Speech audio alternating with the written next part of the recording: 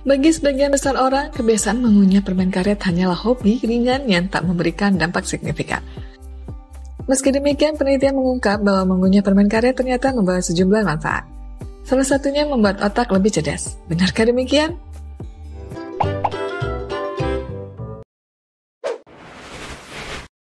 Para ahli percaya bahwa gula berdampak toksin pada tubuh sehingga tidak hanya meningkatkan risiko diabetes, tetapi juga penyakit jantung, kanker, dan penyakit kronis lainnya.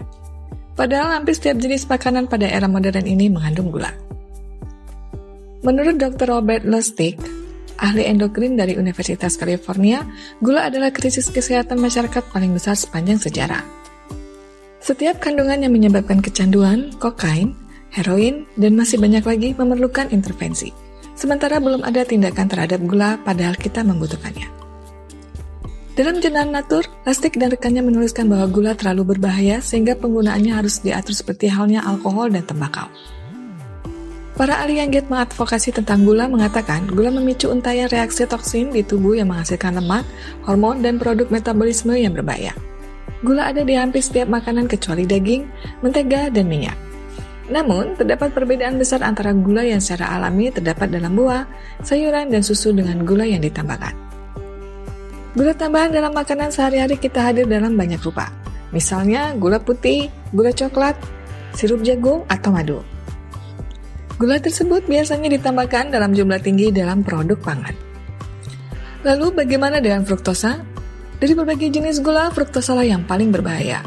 Sebenarnya fruktosa ditemukan secara alami dalam jumlah sedikit di buah, tetapi dikombinasi dengan glukosa untuk membuat pemanis buatan.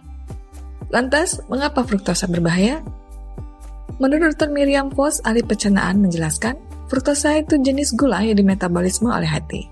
Jadi, saat kita mengasupnya dan diproses tubuh, gula ini akan tinggal dalam hati dan mulai memproduksi lemak darah berbahaya yang disebut trigliserida. Lain cerita dengan gula yang tidak mengandung fruktosa, seperti glukosa murni dan sirup jagung. Setelah diolah di hati, lalu dialirkan ke peredaran darah, entah tubuh kita memerlukannya sebagai energi atau tidak. Mengonsumsi fruktosa dan juga menimbun trigliserida, efeknya adalah perlemakan hati dan resistensi insulin. Kondisi di mana tubuh tidak cukup memproduksi insulin untuk mencegah gula yang kita asup. Resistensi insulin merupakan penyebab kegemukan dan juga diabetes. Studi-studi teranyar menunjukkan bahwa kondisi ini juga memicu penyakit jantung karena mengasup terlalu banyak gula akan menekan kolesterol baik.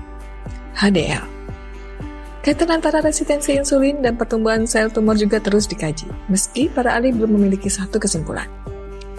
Sayangnya, olahraga tidak sepenuhnya bisa menghilangkan efek negatif gula pada tubuh. Meski dengan berolahraga kita bisa memperbaiki kolesterol, tetapi biasanya sulit untuk menjadikan angkanya ke level yang sehat.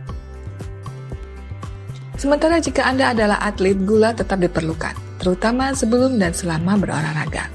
Ada bukti yang menyebutkan efek positif fruktosa, tetapi jumlahnya harus moderat. Bagaimana cara membatasinya?